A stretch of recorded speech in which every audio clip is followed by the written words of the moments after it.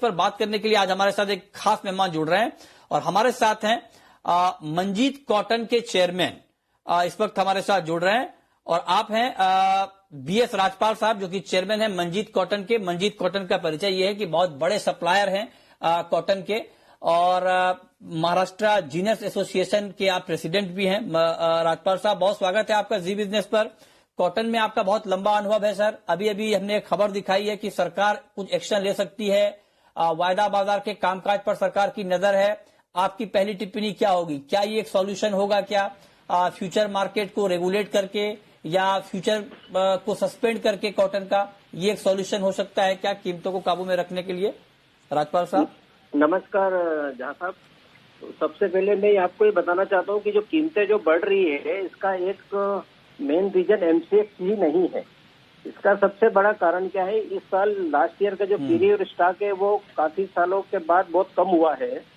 दूसरा, स्पिनिंग मिलों का कंजम्पशन भी काफी बढ़ चुका है, जो कि 2 साल पहले 315 लाख से 325 लाख हुआ करता था, वो बढ़कर 350 लाख से 60 लाख तक का हो गया है।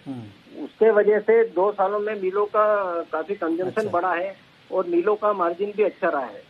इस साल जो सबसे बड़ा कारण है क्रॉप बढ़ने का, कॉटन के प्राइस बढ़ने का, क्रॉप का साइज कम है, जो लगभग हमारे हिसाब से 330 से 340 लाख बेल तक का रहने की संभावना है, जो पिछले साल की तुलना में 10% कम है। इस साल फार्मर्स को भी रिकॉर्ड प्राइस मिल रहा है, जो कि अभी तक 6,000 7,000 का प्राइस चलता था, इस वर्ष 9,000 से लेकर 9,500 रुपए प्रति क्विंटल के हिसाब से भी प्राइस मिल रहा है, जो आज तक का हाई है। इसके बावजूद भी सेंटीमेंट तेज बना हुआ है, तो फार्मर्स भी माल रोक रोक के बेच रहा है। उस फार्मर्स को लग रहा है कि 11,000 हो जाएगा भाव या 12,000 का हो जाएगा, तो क्रॉप भी धीरे धीरे उसका कम आ रहा है, आवकें कम है। तो मेरा ये मानना है कि एमसीएक्स में जो वोलेटाइल चल रहा है उसका सबसे बड़ा एक कारण है कि आइस फ्यूचर, या ये आइस फ्यूचर से लिंक्ड है। ये अगर आप पुराना रिकॉर्ड देखें तो हमेशा आइस के हिसाब से चलता है, ऊपर नीचे हुआ करता है, और इस साल आइस भी बहुत ऊपर नीचे चल रहा है। उसी के वजह से उसका इफेक्ट है कि एमसीएक्स में प्राइस ऊपर नीचे हो रहा है। मतलब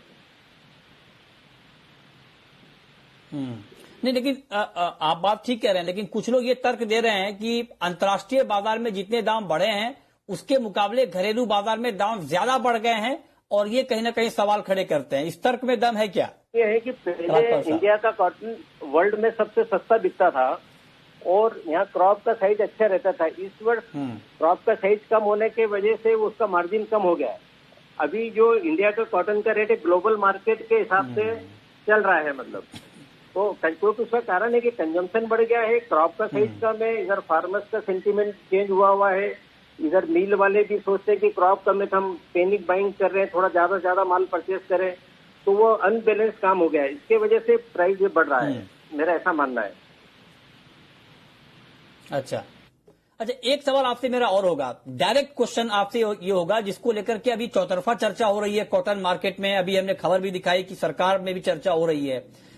क्या अगर मैं आपसे डायरेक्ट एक लाइन में एक सवाल पूछूं सर कि क्या कॉटन की कीमतें बढ़ने के पीछे वायदा बाजार जिम्मेदार है क्या? इसका जवाब आप क्या देंगे? मेरे ख्याल से तो नहीं है, क्योंकि इसमें वॉल्यूम कम रहता है। ये जरूर है कि इंडिया की कॉटन का जो मापदंड प्राइस का करने के लिए एमसीएक्स का सहारा लिया जाता है, बट ये नहीं कि एमसीएक्स बढ़ रहा है तो मतलब एक वही कारण है। एक मेन कारण ये है कि क्रॉप कम है, आवक का कम है, इसलिए प्राइस ऊपर नीचे हो रहा है। मेन रीजन ये है सबसे बड़ा इसका। तो इसको मेरे ख्याल से सिर्फ एमसीएक्स को ही दोष नहीं ठहराया जा सकता है कि प्राइस ऊपर नीचे कर रहा है। ये फंडामेंटल जो तेजी आ रही है ना सर, अच्छा, तो आप कह रहे हैं कि हो रहा है एक्चुअली। हाँ, अभी देखिए, अच्छा, तो आप कह रहे हैं कि वायदा बाजार की भूमिका नहीं है। हाँ, लेकिन कुछ लोग ये कह रहे हैं सर कि वायदा को बेशक बंद ना किया जाए, लेकिन उसमें कुछ बदलाव किए जाएं। मसलन ये सुझाव भी आ रहे हैं कि क्या ओपन पोजीशन को कम कर देना चाहिए, क्या मार्जिन को कुछ और बढ़ा देना चाहिए? क्या आपके हिसाब से इस तरह का मॉडिफिकेशन करना ठीक है क्या? अभी ओपन पोजीशन कम कर दी जाए एक्सचेंज में और मेंबर्स के लिए, क्लाइंट के लिए, और मार्जिन बढ़ा दिया जाए। आप इस सुझाव से सहमत हैं क्या? हाँ, मेरा ही मानना है कि अभी जैसा कल इन्होंने 3% मार्जिन बढ़ाया, उसमें और 2% का मार्जिन 3% का बढ़ा देना चाहिए।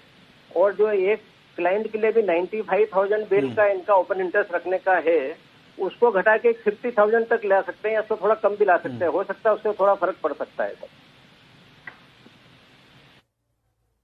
अच्छा, तो आप कह रहे हैं कि हाँ थोड़ा बहुत मॉडिफिकेशन करना चाहिए। अब मैं आपसे पूछ रहा हूं सर कि जिस फंडामेंटल के दम पर एक साल में 68% तक दाम बढ़ गए कॉटन के, अब जरा आप बताएं कि यहां से आगे कॉटन मार्केट की चाल क्या होगी? क्या क्रॉप डैमेज, उत्पादन में कमी, सप्लाई में कमी, इन वजहों के दम पर जितनी तेजी आनी थी आ गई है या अभी और तेजी बाकी है? यहाँ से मुझे बहुत ज्यादा तेजी नजर इसलिए नहीं आती है कि अभी जो इंडिया का मार्केट है वो इक्विवेलेंट टू मतलब उसके पेरिटी में आ गया है, ग्लोबल मार्केट की पेरिटी में। अगर यहाँ से मार्केट बढ़ता है तो मिलों को डिस्पेरिटी होगी, लॉस भी बढ़ेगा, तो वो लोग ज्यादा पैनिक बाइंग नहीं कर पाएंगे प्राइस बढ़ता है तो। सेकंड, इंपोर्ट होने के चांसेस भी बढ़ जाएंगे। अच्छा। जैसे कि अभी रूमर स्ट्रांग है कि इंपोर्ट ड्यूटी घट रही है। अगर 10% गवर्नमेंट इंपोर्ट ड्यूटी रिमूव कर देती है तो फिर इक्विवेलेंट मार्केट चलेगा। यहाँ से अगर मार्केट अप होता है तो फिर इंपोर्ट बढ़ जाएगा, तो मेरा ख्याल से बैलेंस बन जाएगा, जिससे कि मार्केट यहाँ से आगे बहुत जाने की गुंजाइश कम दिखती है। अच्छा, आप कह रहे हैं कि अब यहां से और दाम बढ़ने की गुंजाइश नहीं है क्योंकि दाम ऑलरेडी बहुत बढ़ गए हैं, इसलिए अब यहां से बहुत ज्यादा दाम बढ़ने की संभावना नहीं है। एक सवाल सर मेरा आपसे और कि एक तो वायदा बाजार को लेकर लोग सवाल खड़े कर रहे हैं, दूसरी तरफ ये डिमांड आ रही है कि क्या कॉटन पर इंपोर्ट ड्यूटी को खत्म कर दिया जाए, जो 11% की इंपोर्ट ड्यूटी है। आपकी राय इसके ऊपर क्या है? क्या इंपोर्ट ड्यूटी पूरी तरह से हटा देनी चाहिए 11% की, या आप कुछ पोर्शन कट करने की बात कर रहे हैं? हाँ, क्योंकि एक्चुअली फ्री ट्रेड रखना चाहिए। गवर्नमेंट ने हमेशा एक्सपोर्ट पे को ड्यूटी नहीं लगाना चाहिए, इंपोर्ट पे नहीं लगाना चाहिए, फ्री बिजनेस रहेगा। अगर इंडिया का कॉटन का प्राइस बढ़ता है तो इंपोर्ट हो जाएगा कॉटन, यहाँ का ज्यादा कॉटन नीचे प्राइस चलता है तो एक्सपोर्ट हो जाएगा। तो कभी भी ट्रेड के लिए फ्री ट्रेड हमेशा बेनिफिट रहता है ऑल इंडस्ट्रीज के लिए, और गवर्नमेंट का भी यही कहना है। मैं भी मिनिस्ट्री की जब मीटिंग थी, मैं भी इसमें गया था, तो वहां पे भी मिनिस्टर साहब ने यही बताया था कि हम चाहते हैं कि जहां तक हो सके इसको फ्री रखे जाए, हम इंटरफेयर ना करें। यदि बहुत ज्यादा प्राइस ऊपर नीचे कुछ होगा तो जरूर हमको एक्शन लेना पड़ेगा। तो उनका भी यही व्यू था कि इसको फ्री रखें मतलब, और हमारा भी ये सुझाव था कि इसे जो इम्पोर्ट ड्यूटी को रिमूव किया जाए ताकि मार्केट फ्री ट्रेड होकर बढ़िया अपना बिजनेस कर सके। अच्छा, लास्ट क्वेश्चन सर आपसे मेरा, हालांकि ये सवाल मैंने आपको दूसरे तरीके से पहले पूछा है, लेकिन एक बार फिर से मैं आपसे पूछना चाह रहा हूं, क्योंकि ये जो तमाम अभी बवाल मचा हुआ है कॉटन को लेकर, ये आपकी इंडस्ट्री से ही ये आवाज आ रही है। ऐसा नहीं कि कोई आउटसाइडर ने आके कहा हो कि कॉटन में सट्टेबाजी हो रही है, वायदा बाजार जिम्मेदार है या कोई और जिम्मेदार है। आपकी इंडस्ट्री से ये आवाज आ रही है कि कॉटन में सट्टेबाजी हो रही है। आप तो बहुत पुराने हैं इस इंडस्ट्री में, मान लीजिए वायदा बाजार को 2 मिनट के लिए हम पीछे छोड़ भी दें, तो क्या इंडिया में ये पॉसिबल है कि मार्केट को मैनिपुलेट कर दिया जाए, कॉटन मार्केट को आर्टिफिशियल शॉर्टेज क्रिएट कर दिया जाए, होर्डिंग हो जाए? क्या इस तरह की कहानी पहले हुई है? क्या ये पॉसिबल है क्या सट्टेबाजी कॉटन में, या हो रही है क्या? मेरा ऐसा मानना है ये नेचुरली फंडामेंटल होने की वजह से मार्केट बढ़ रहा है, इंटरनेशनल मार्केट में प्राइस बढ़ा हुआ है।